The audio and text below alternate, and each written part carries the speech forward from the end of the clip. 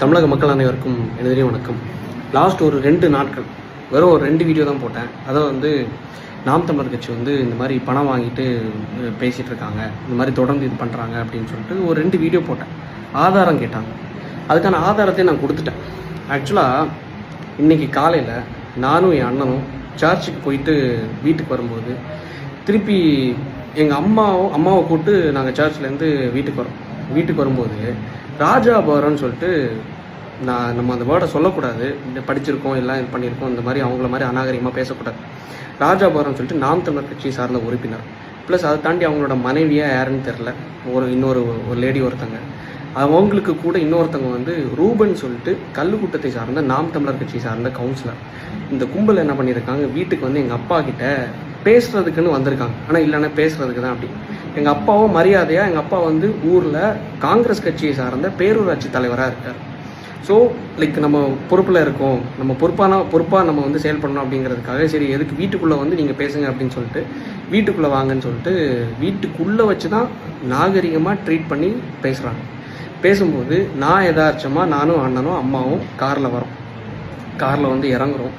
இறங்கிட்டு ராஜாபுரம் பார்க்குறாப்புல, பார்த்துட்டு என்ன தம்பி வந்துட்டியா அப்படின்னு சொல்லிட்டு கார்லேருந்து கூப்பிட்டு என்ன பிரச்சனை அப்படின்னு சொல்லிட்டு, இல்லை தம்பி பேசுகிறதுக்கு தான் அப்படின்னு சொல்லிட்டு சரி வீட்டுக்குள்ளே போகிறோம். வீட்டுக்குள்ளே போகும்போது இவங்க எப்படி கதையை கொண்டு வராங்கன்னா, உள்ளே இருந்தது நாம் தமிழர் கட்சியை சார்ந்த கவுன்சிலர், நாம் தமிழர் கட்சியை சார்ந்த இந்த ராஜாபுரம் இந்த பொறுக்கிகள்லாம் உள்ளே இருந்தாங்க. இவங்க எப்படி இது பண்ணுறாங்கன்னா, ஆக்சுவலாக நீங்கள் நேற்றுக்கு என்னோட அந்த நாம் தமிழர் கட்சி சார்ந்த அந்த ப்ரூஃப் வீடியோவில் என்னோட லேகியத்தை பற்றியும் பேசியிருக்கீங்க. லேகியத்துக்கு நான் FSSA லைசன்ஸ்லாம் வச்சுருக்கேன். சார் நான் லைசன்ஸ் கேட்டேன், லைசன்ஸ் இல்லைங்கிறத நான் ப்ரூஃப் பண்ணுறதுக்காக என்னோடய ஃபோனை எடுக்கிறேன், மொபைல் எடுத்து இங்கே பாருங்கள் நான் ப்ரூஃப் பண்ணுறேன், உங்களுக்கு லைசன்ஸ் கிடையாது, ஒரு ஃபுட் ப்ராடக்ட்டை நீங்கள் இந்த மாதிரி விற்கக்கூடாது அப்படின்னு சொல்லிட்டு FSSA லைசன்ஸ் இல்லாமல் விற்கக்கூடாதுன்னு சொல்கிறேன்.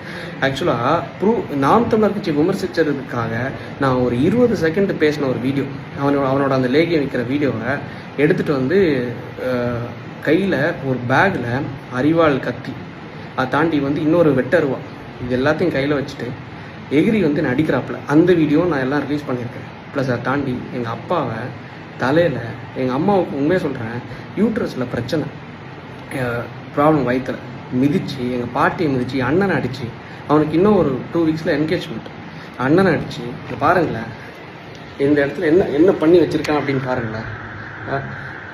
இது பண்ணி கடைசியில் என்ன பண்ணியிருக்கான், வெளியே உன்னை சும்மா விட மாட்டோம்ல, அதான் அவனோட ஊர் பாஷையில் பேசுகிறான் அந்த பொறுக்கிப்பேன், நீ சாவுன்னா அதுக்கு நான் தான் காரணம்னு சொல்லிட்டு வெட்டருவை வச்சு மிரட்டி பேசி ஊருக்காரங்க வந்தனால கடைசி அடித்து உட்கார வச்சு ஜட்டியோடு உட்கார வச்சாங்க.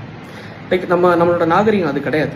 ஆனால் இருந்தாலும் இந்த அளவுக்கு பண்ணவங்கள நாம் தமிழர் கட்சி, அதை நான் ஓப்பனாக சொல்கிறது என்னென்னா, திமுக இத்தனை நாட்கள் நான் விமர்சித்தேன், இவ்வளோ நாள் தொடர்ந்து விமர்சித்தேன், 1 வருஷம் கிட்ட விமர்சிச்சிருப்பேன். ஆனால் ஒரு தடவை கூட என் வீட்டுக்கு ஆள் அனுப்பியோ என் வீட்டை வெட்டுறதுக்கோ கொல்றதுக்கோ வந்தது கிடையாது.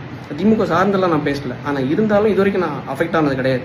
என் குடும்பமோ அப்பாவோ அம்மாவோ அண்ணனோ அஃபெக்ட் ஆனது கிடையாது. ஆனால் நாம் தமிழர் கட்சியை விமர்சித்த 2 நாளில் வெட்டுறது அளவுக்கு வராங்கன்னா யோசிச்சு பாருங்கள். எந்த கட்சி தாண்டியும் எப்படி ஒரு தற்கொலை கூட்டம், கொலகார கூட்டம் நம்ம வளர்த்து வச்சுருக்கோம், இந்த சீமானை நம்பி எப்படி வச்சுருக்கோம், இந்த சீமான் வளர்த்த பிறப்புகள், இந்த உடன்பிறப்புகள், இந்த தற்கொலை கூட்டம், கொலகார கூட்டம் எப்படி இருக்குன்னு மட்டும் பாருங்களேன். நாம் தமிழர் DMK வாச்சும் ITவிங்கில் தான் விளையாடுவாங்க.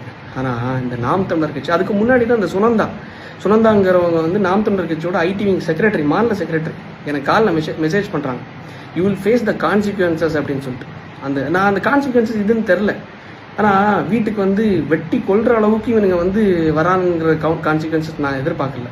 சரி ஓகே பரவாயில்ல, கடைசியில் ஜட்டியோட உட்கார வச்சாங்க மக்கள், இது பண்ணி போலீஸ் கம்ப்ளைண்ட் கொடுத்துருக்கோம், அம்மா ஹாஸ்பிட்டல் அட்மிட் ஆகிருக்காங்க. என்ன பண்ணுறது, மக்களுக்காக பேசினா வீட்டில் அப்பா அம்மா யாருக்கும் நிம்மதி இல்லை, எதுவும் இல்லை. ஒரு அட்வொகேட்டாக இருந்து நம்மளை இது பண்ணியிருக்காங்க, வீட்டுக்கு கொல்ல வந்திருக்காங்கன்னா ஊர் மக்கள் வந்தனால, என்னோட சொந்தக்காரங்க வந்தனால தப்பிச்சோம். இல்லைன்னு வைங்களேன், இன்றைக்கி நான் உயிரோட இருந்திருக்க மாட்டேன். ஏதோ கடவுளோட புண்ணியத்தில், உங்களோட புண்ணியத்தில் இன்றைக்கி இருந்து பேசுகிறேன். முடிஞ்சளவு இந்த வீடியோவை ஷேர் பண்ணுங்கள். முடிஞ்சளவு இந்த தற்கொலை நாம் தமிழர் கொலகார கூட்டத்தை எந்த அளவுக்கு மக்கள் நீங்கள் நம்பி போய் போடுறீங்க, இல்லை நம்பாதீங்க இந்த மாதிரிப்பட்ட ஏமாளிகள். நன்றி, வணக்கம்.